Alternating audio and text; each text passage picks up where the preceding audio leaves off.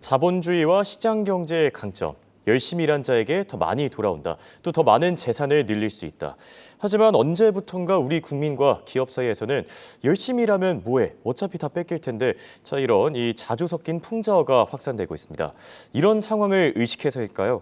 최근 정부가 세제 개편안을 내놨습니다.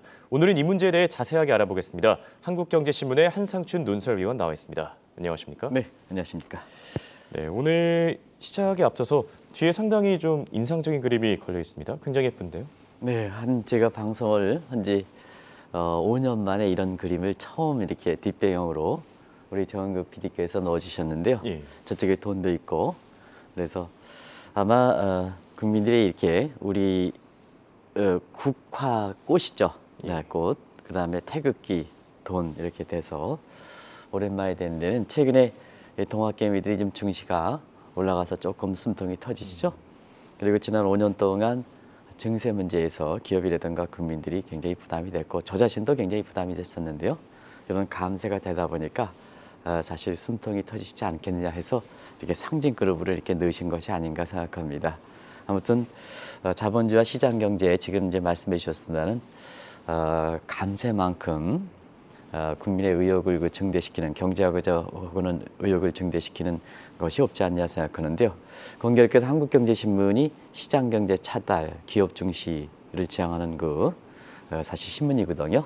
그래서 그런지 이런 정 PD께서 앞으로 희망을 던져주는 무궁화꽃이 활짝 폈지 않습니까? 태극기에 예, 그렇죠. 희망을 던져주는 그림을 좀 넣어주시는 게 아닌가. 또 이 방송은 동학개미 분들이 주식 투자하시는 분이 많이 보시는데요.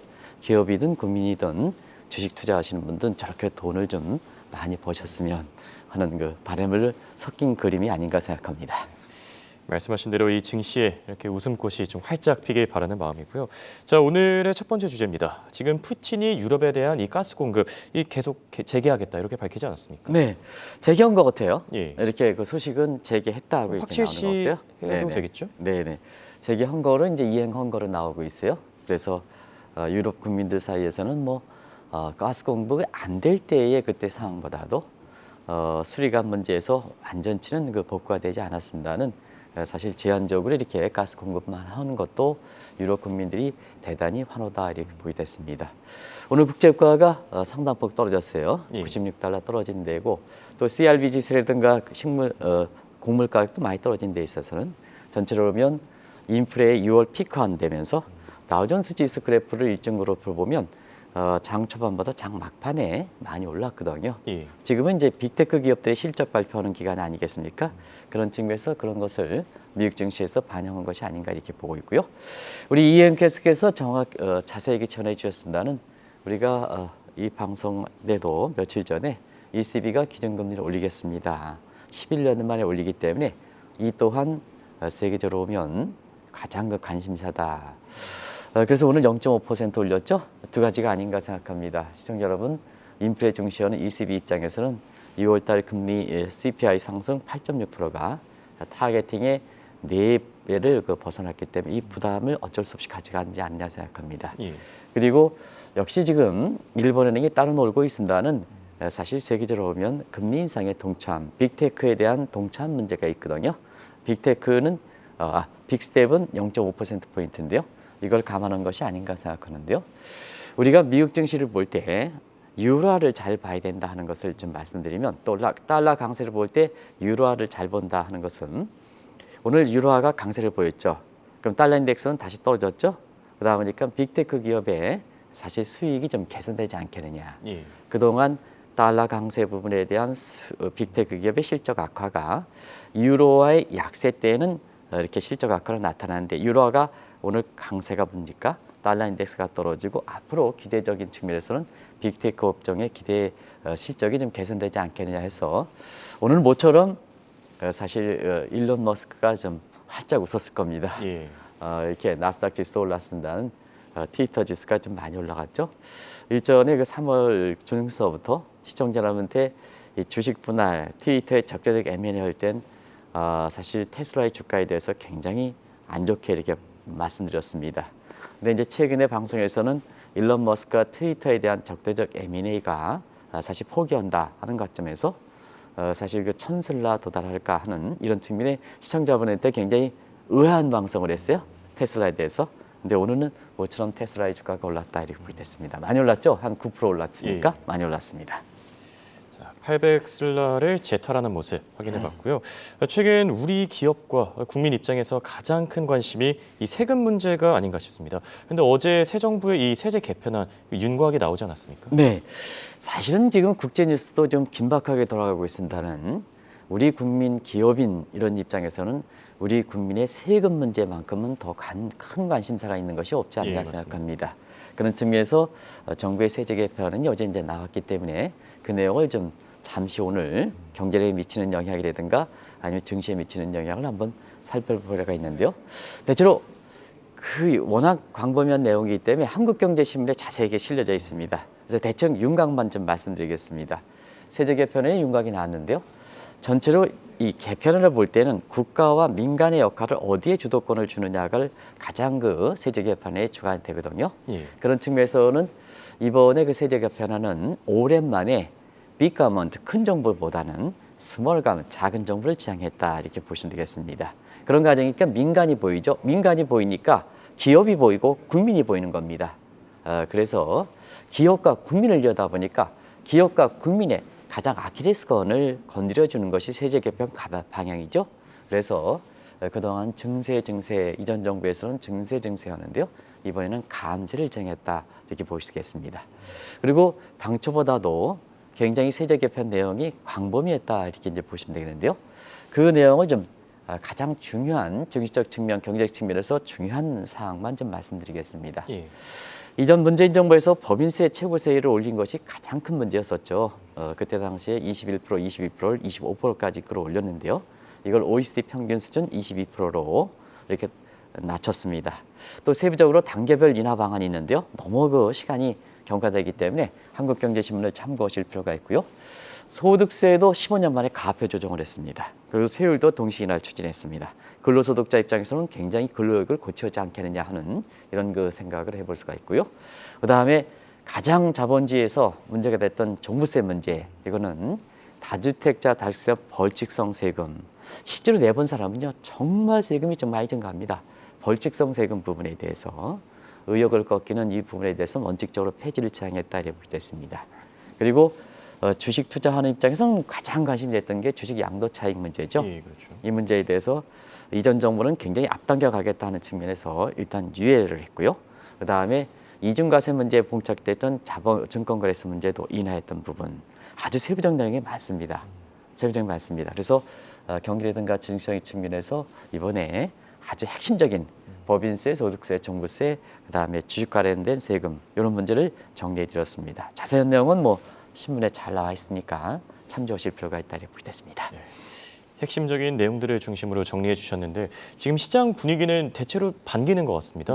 그동안 우리 국민과 기업의 이 세부담이 높았기 때문 아닙니까? 네, 홍영국께서 대체로 환영한다 그러면 안 됩니다. 일제히 환영한다. 모두 이렇게. 환영한다. 네, 맞습니다.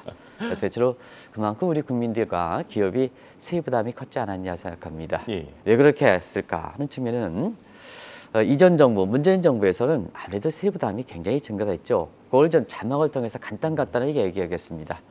세부담이 증가한 측면에서는 집권 5년 내내 슈퍼 예산을 편성했죠. 그리고 슈퍼 예산도 부족해서 5년 동안에 평균적으로 추경 편성을 3번씩 했습니다. 3번씩 했습니다. 이것이 이제 그리고 마지막 연도 마지막에는 홍남기 부총리 있을 때 수시로 추경 편성을 했습니다. 이게 이제 결과적으로 어떤 식으로 이렇게 되냐면 결국 이렇게 재정 지출을 많이 하면 재원을 조달하는 측면이 있어야 되거든요. 그런 측면에서 재원 조달은 증세를 했고요.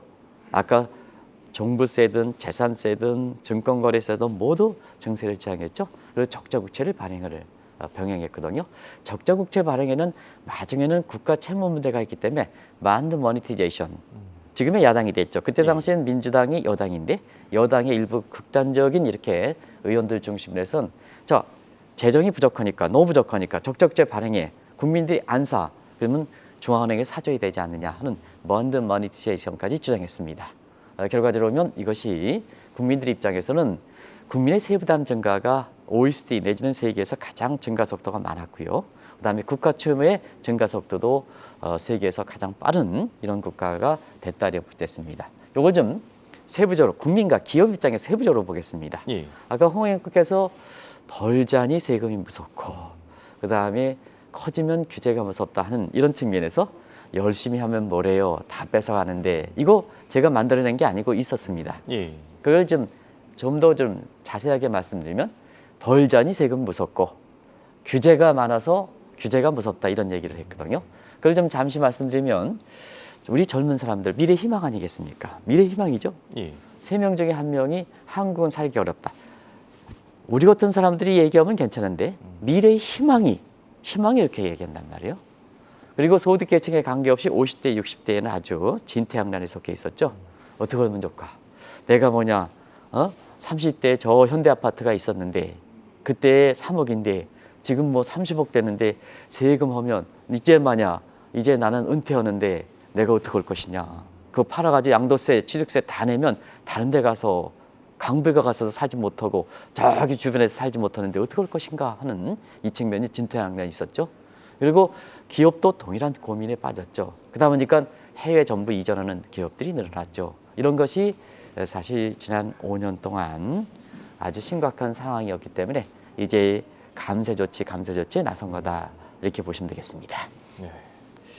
지금 이런 과정에서 시장에서 좀 다양한 용어들이 나오고 있습니다. 하나씩 정리해 주시죠. 네, 사실 그 시장에서 지금 나오는 게 아니라 지난 5년 동안 이렇게 벌면 다 뺏어가는데 이런 얘기에 대해서 사실 커지지 않으려 그러죠. 예. 홍앵커들 이렇게 한국경제TV 앵커하면 유명한 메인 앵커에게 커지기를 바랄 것 같지 않습니까? 그죠?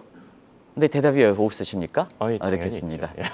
뭐든지 이렇게 성숙하고 커지고 재산 규모가 늘어나는데 즐거움을 찾고 이렇게 하는데요.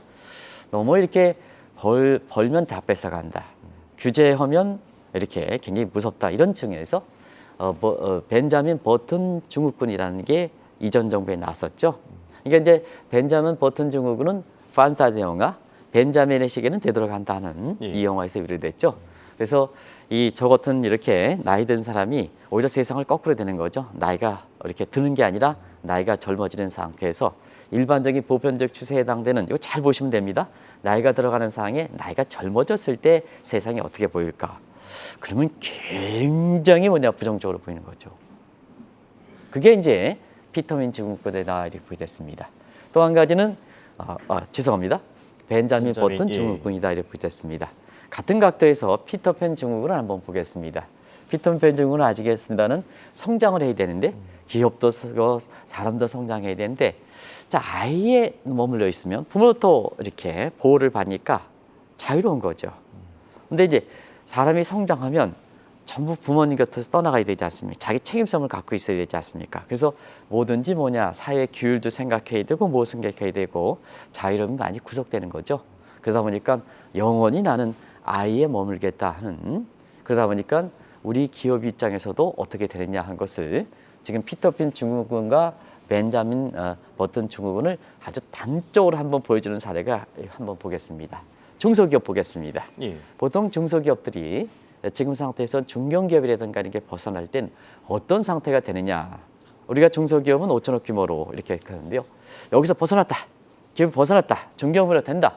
벗어나는 즉시에 81개의 규제가 들어옵니다. 벗어난 즉시에 81개의 중개가 들어옵니다. 200건이 넘는 법률이 적용됩니다. 그리고 세금 감면 배제됩니다. 그리고 공공금 조달 입찰 배제됩니다. 그리고 세무조사 나옵니다. 그러다 보니까 중소기업 입장에서는 우리나라의 중소기업 증후군에서 실질적으로 저 규정에 맞는 이렇게 중소기업이 사실 지금 중소기업 중앙회 회원이 아니거든요. 일부에서는 벌써부터 중견기업 이렇게 갔어야 되는데 중견기업을 안 넘어간다는 얘기입니다. 저런 때문에 81개 규제가 확 닥치고 200건의 법률 적용이 확 닥치고 뭐든지 세금 감면이라든가 공공조달 입찰이라든가 세무조사에 전부 적어다 보니까 내가 사실 중소기업 하는 입장에서는 중견기업으로 가고 대기업으로 성장해야 되는데 지금 가지 않는다는 얘기거든요. 이런 것이 세금 아주 증세 그다음에 규제가 강화되는 속에 지난 5년 동안에 이런 정도도 나왔다 이렇게 볼 수 있습니다.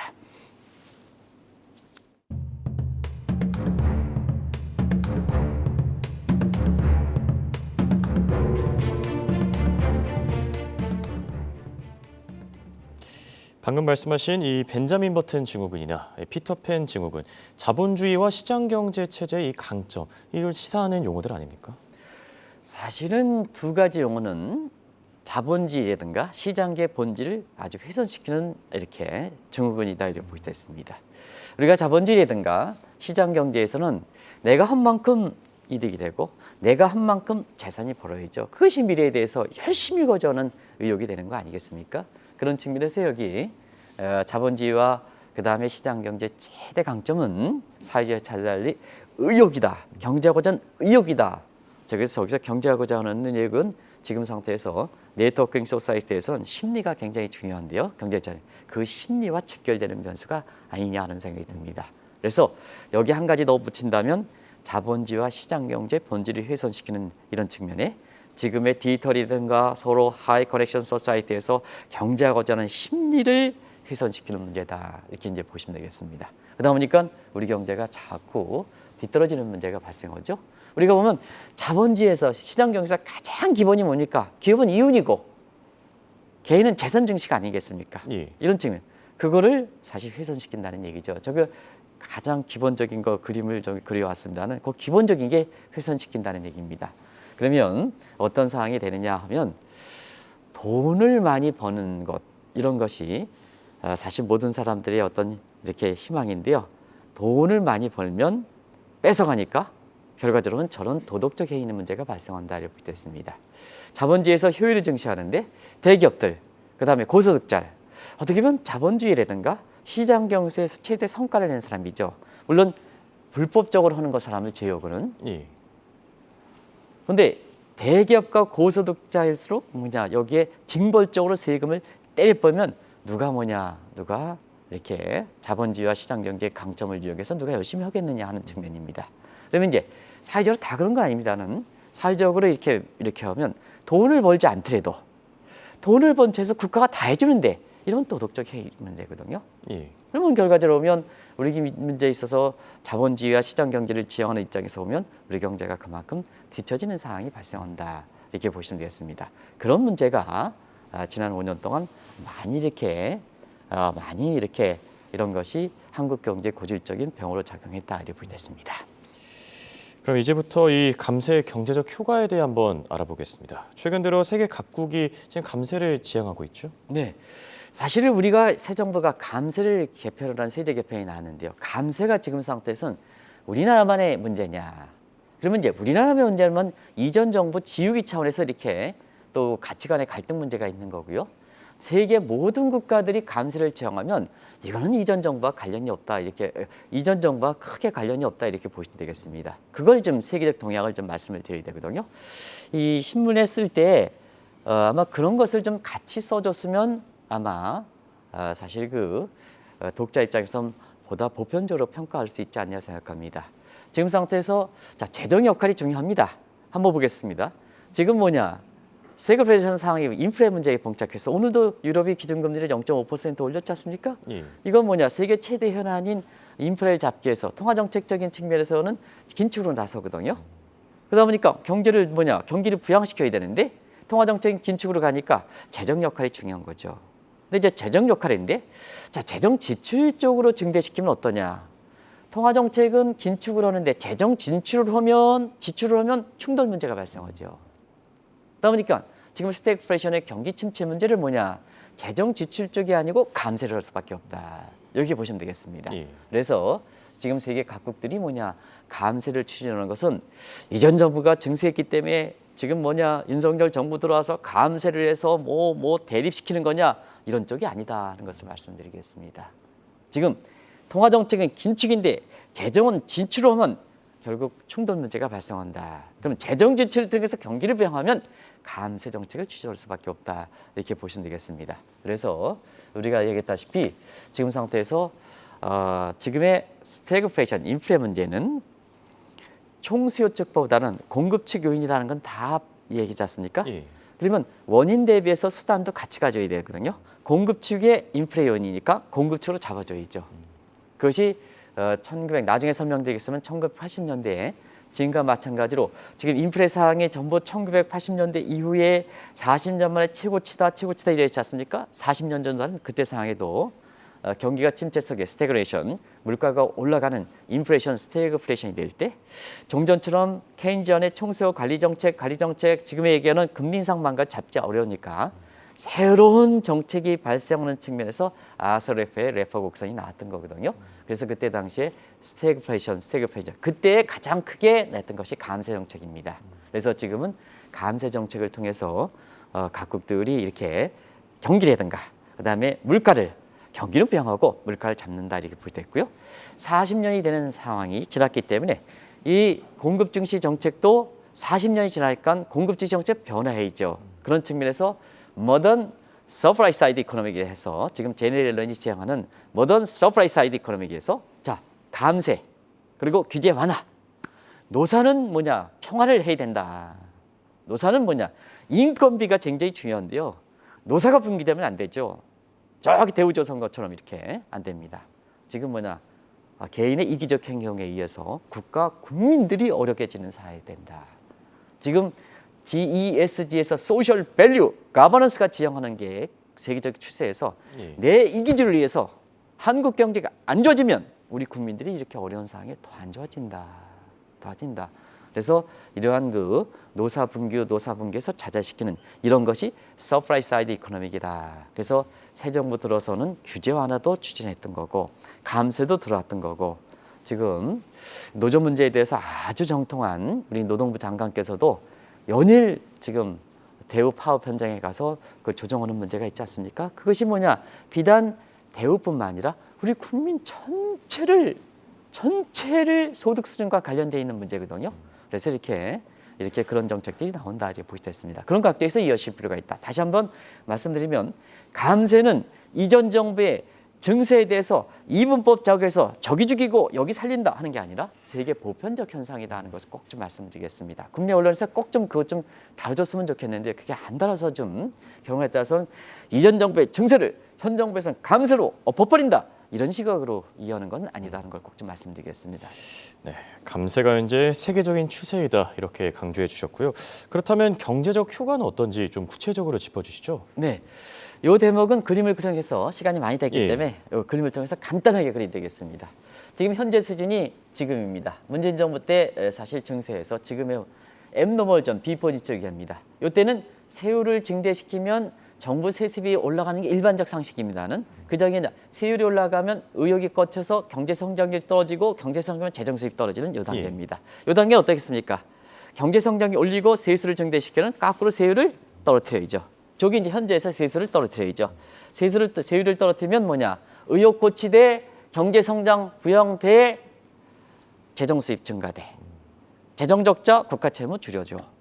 그리고 의욕이 고취되니까 공급 곡선이 서프라이즈 하다 보니까 물가도 잡혀 성장도 부양돼 이렇게 되는 거죠. 그렇게 생각하시면 되겠다 하는 것을 말씀드리겠습니다. 그렇다면 끝으로 투자자분들이 가장 궁금해하실 부분인 것 같습니다. 과연 이 감세 정책이 증시에도 긍정적인 영향을 미칠지. 네, 가장 크게 영향을 미치겠죠. 왜냐하면 자본주의 꽃 증시죠. 자본주의 꽃 증시죠. 예, 그렇죠. 그런 측면에선 시장 경제 자본주의 본질을 살린다 하면 가장 혜택이 예상되는 게 증시다 이렇게 보이됐습니다. 예. 그동안 증시라든가 규제 문제에서는 어떤 문제가 발생하면 규제 강화하고 그다음에 증세가 되니까 무드 이코노믹 소위 미식 경쟁이 나온 거죠. 돈의 부유 현상, 돈은 소중한 거기 때문에 어디 정착돼야 되거든요. 근데 이게 부유 현상이 되니까 돈 먹기죠. 공짜족, 투기꾼, 베팅족, 한탕족 이 많이 나왔죠. 그런 과정에서 디스커버리 누군지 아시죠? 시청자 여러분 누군지 아시죠? 다 아실 겁니다. 라임 누군지 아시죠? 옵티머스 누군지 아시죠? 이런 거에서 그것도 뭐냐면 시민연대 참여연대 해가지고 국민을 생각했다는 이런 사람들이 거기에 디스커버리 펀드에 얼마나 많이 넣습니까? 어떤 사람은 40억 넣었다. 어떤 사람은 그것도 뭐냐? 그 이전 정부의 굉장히 핵심된 저희 열이 나서 좀 이렇게 더 이상 얘기하지 못하겠어요. 이런 사태가 발생한다. 말은 국민을 이연다면서 이해관계가 있을 땐 40억, 50억 본인들이 기득권에서 는 이런데 아직도 정리를 못하고 있거든요. 좀 새 정부 입장에서 확실하게 정리를 좀 해주시기 바랍니다. 이런 사태인데요. 사실 이런 것에 대해서 자본주의 꽃을 헛되면 자 결국 정시가 살린다. 자막을 갖고 거꾸로 말씀드리겠습니다. 예. 결국 지금은 정시가 굉장히 중요한 역할입니다. 재테크산도 다양화되고 그다음에 기업도 자금자들이 얼마큼 다양화됩니까? 젊은 사람들 굉장히 다양화된 창의적 그렇죠. 계죠. 예. 왜 은행을 통해서 대출합니까? 증시 역할을 부양해야죠. 증시 역할을 부양했는데 저런 사태를 발생시킨 게 규제 강화, 정세니까. 자, 이번 그 새 정부 들어서 이것을 다시 본질을 살리기 위해서 자 증권 양도 차익 문제 이외 거래소 중간 문제에 대해서 인하하다 보니까 자본주의의 꽃을 살린다는 측면에서 그 어느 때보다 증시에 대한 혜택이 기대되겠다 하는 것을 말씀드리겠습니다. 네, 이렇게 오늘은 새 정부의 이 세제 개편안을 주제로 이야기 나눠봤습니다. 지금까지 도움 말씀에 한국경제신문의 한상춘 논설위원이었습니다. 감사합니다. 네, 고맙습니다.